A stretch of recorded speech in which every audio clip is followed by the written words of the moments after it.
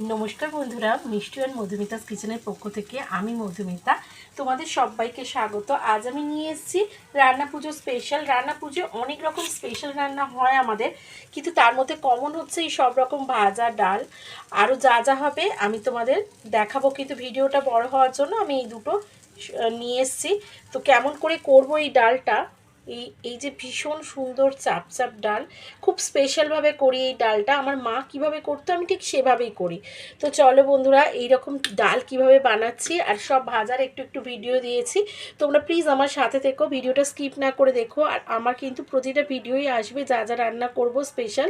তো চলো শুরু করে দিই বন্ধুরা। আজকে রান্না পুজোর স্পেশাল ভিডিও। তো রান্না পুজোয় আমরা কি কি করি একটু একটু করে রান্নার অংশ দেখাবো। যদি ভিডিও বড় হয়ে যায় আমি তোমাদের কথা দিচ্ছি সব রকম দেখাবো, হয়তো একটা ভিডিওতে দেখানো সম্ভব হবে না। তো চলো শুরু করে দিই। দেখো আমি কত রকম সবজি ধুয়ে কেটে নিয়েছি। আর এটা হচ্ছে আমাদের এই রান্না পুজো একটা স্পেশাল ডাল হয়, এটা রান্না পুজোতেই হয়। তার জন্য মুসুর ডাল 500 গ্রাম আমি খুব ভালো করে ধুয়ে নিয়েছি। যতক্ষণ ঘোলা জল ছিল 3-4 বার জল পাল্টে ধুয়ে রেখে দিয়েছি। আচ্ছা, আগে আমি ভাজাটা শুরু করে দেবো। দেখো তোমরা দেখতেই পাচ্ছ পটল, আলু, মানে সব রকম ভাজা। আরও আছে নারকেল ভাজাটা এখনও কোটা হয়নি বন্ধুরা, যখন কুটবো দেখিয়ে দেবো। শত শেষে নারকেল ভাজা করে চিচিঙ্গে আর ঢ্যাঁড়স, এই দুটো ভাজা, মানে এই ভাজাটাও ভীষণ প্রিয়, খুব ভালো লাগে রান্না পুজোতে। তো চলো, এগুলোতে প্রত্যেকটাতে আমরা নুন হলুদ মাখিয়ে করব, যেহেতু কালকেও পর্যন্ত খাওয়া হবে। তো সেই জন্য পরিমাণ মতো হলুদ গুঁড়ো দিয়ে দিচ্ছি প্রতিটা জিনিসেই, পরিমাণ মতো নুন দিয়ে দিচ্ছি। ভাজাটা একদিকে শুরু করে দেবো, তারপরে আমি ডালটাও শুরু করব। বন্ধুরা এতেও হলুদ দিয়ে দিয়েছি, নুনও দিয়ে দেব। বন্ধুরা এই ক্ষেত্রে একটা কথা বলে রাখি, আমি কিন্তু ঢ্যাঁড়সটা প্রথমে শুকিয়ে নিয়েছি, ধুয়ে নিয়ে ভালো করে জল ঝরিয়ে তারপর মুছে নিয়ে করেছি, নইলে একটা লেশ মতো ছাড়ে, মানে একটা কিরম এর মতো ছাড়ে, তোমরা জানো হরহরে ব্যাপার। কিন্তু এর ক্ষেত্রে তা হয়নি, এগুলোতে মাখিয়ে নিয়েছি, সেমভাবে এগুলোও মাখিয়ে নেব।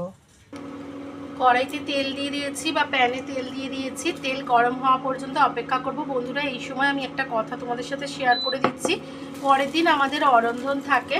তো সেই জন্য আমাদের এই যে ভাজা বা ডাল বা যা যা রান্না হবে, ভাতও করে রাখতে হয়, পরের দিন কিন্তু রান্না হয় না। তো এবার আমি আলু ভাজাগুলো হলুদ মাখানো ছেড়ে দেব। একটা ভিডিওর মধ্যে যতটা দেখানো যাবে আমি ততটাই দেখাবার চেষ্টা করবো, ওই জন্য অল্প অল্প ভাজা করে দেখাচ্ছি বন্ধুরা। সব আলুগুলো ছেড়ে দিয়েছি বন্ধুরা, এরকম দু পিটি লাল লাল করে ভেজে নিয়েছি, দেখে নাও। এই যে এপিটটাও। এবার আমরা তেল ছেঁকে তুলে নেব বন্ধুরা। এবার পটলগুলো ছেড়ে দিচ্ছি।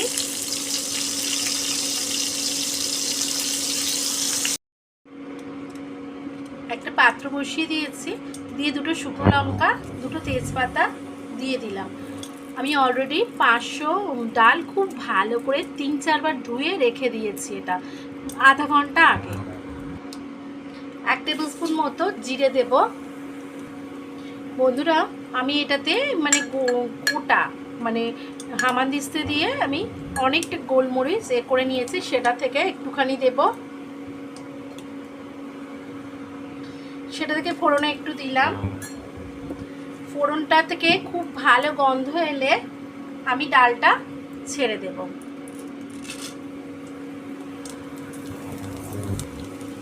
এই খুব ভালো করে লো ফ্লেমে একটু নেড়ে নেব বন্ধুরা। এই ডালটা বিভিন্নজন বিভিন্নভাবে করে, আমি আমার মা কিভাবে বানাতো সেভাবেই বানিয়ে দেখাচ্ছি। অনেকের অনেক কিছু অ্যাড করে, তবে কমন হচ্ছে এই ডালটা কিন্তু বানানো হয় চাপ। এবার আমরা কিভাবে বানাই, মানে আমাদের কীরমভাবে বানানো হতো, আমার মা কিভাবে বানাতো আমিও ঠিক সেভাবেই বানাই। তো তোমাদের দেখাই। একটু নেড়ে নেওয়ার পর জাস্ট 10-12 বার এবার আমি জল অ্যাড করে দেবো। আরও পরিমাণ মতো জল অ্যাড করে দিলাম। পরিমাণ মতো হলুদ গুঁড়ো দিয়ে দেব, পরিমাণ মতো নুন দিয়ে দেব, দিয়ে খুব ভালো করে মিশিয়ে দেব।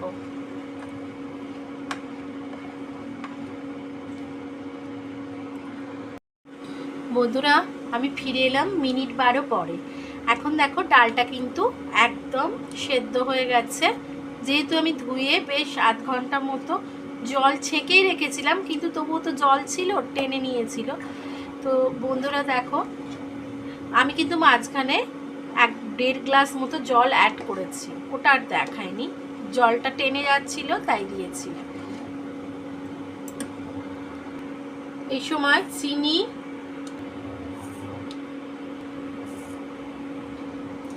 তিন স্পুনের মতো অ্যাড করে দিলাম। ডালটা পরিমাণটা অনেকটা, আর খুব ভালো করে মিশিয়ে দিলাম। জিরে গুঁড়ো 2 টেবিল অ্যাড করে দিলাম, দিয়ে খুব ভালো করে মিশিয়ে দেব। থেতো করা মরিচ অ্যাড করে দিলাম। এটা ঝাল, মিষ্টি, নুন মানে সব রকম একদম ব্যালেন্স টেস্ট হবে। লাস্টে নামাবার আগে 4 পলার মতো সরষের তেল দিলাম। তেলটা তোমরা তোমাদের পছন্দের মতো দেবে, অতি অবশ্যই তেলটা দিতে হবে। দিয়ে মিশিয়ে ফ্লেম অফ করে দিতে হবে। বার কয়েক নেড়ে নেব।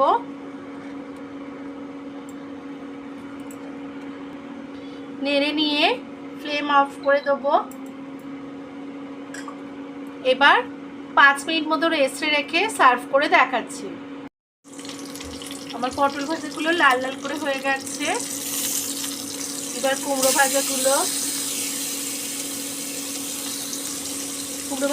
ছেড়ে দিয়েছি। কুমড়ো ভাজাগুলো এরকম লাল লাল করে দুপিটটাই হয়ে গেছে। এবার তুলে নেব তেল ছেঁকে।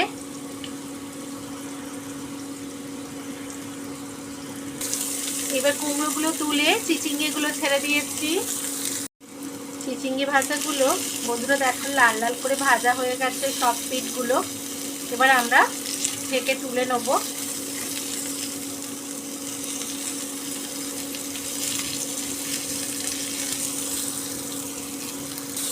এবার আমরা বেগুন ভাজা ছেড়ে দিয়েছি, মানে বেগুনগুলো ছেড়ে দিয়েছি। বন্ধুরা আমি পটলও দেখবে ছোট দিয়েছি, দেশি পটল ব্যবহার করেছি ভাজার ক্ষেত্রে। আর বেগুনও তাই, দেশি বেগুন, ছোট বেগুন। বন্ধুরা বেগুনটা দেখো একদম লাল লাল করে ভেজে নিয়েছি। একদম তেল ছেঁকে তুলে নেবো। বেগুনটা কিন্তু আমি ছাঁকা তেলে ভাজিনি বন্ধুরা, কারণ বেগুনে খুব তেল টানে। তেল ভালো করে আগুন গরম করে তারপর ছেড়েছি, এবং অল্প তেল। এবার আরেকটু তেল অ্যাড করে বন্ধুরা ঢ্যাঁড়সটা ছেড়ে দিলাম। ঢ্যাঁড়সটা আমাদের বাড়িতে সবাই খুব পছন্দ করে, তাই জন্য ঢ্যাঁড়স ভাজাটা মোটামুটি 400 থেকে 500 ঢ্যাঁড়স ভাজবো। নেড়ে ছেড়ে ভাজবো, ঢ্যাঁড়স কিছু ছাঁকা তেলে ভাজবো না।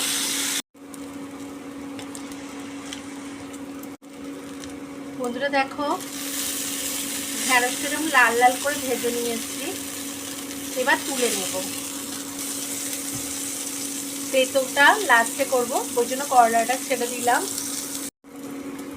বন্ধুরা করলাগুলোও কিন্তু খুব লাল করে ভাজতে হবে, তো আমি ভালোভাবে লাল করে ভেজে নিয়েছি। এবার তুলে নেব।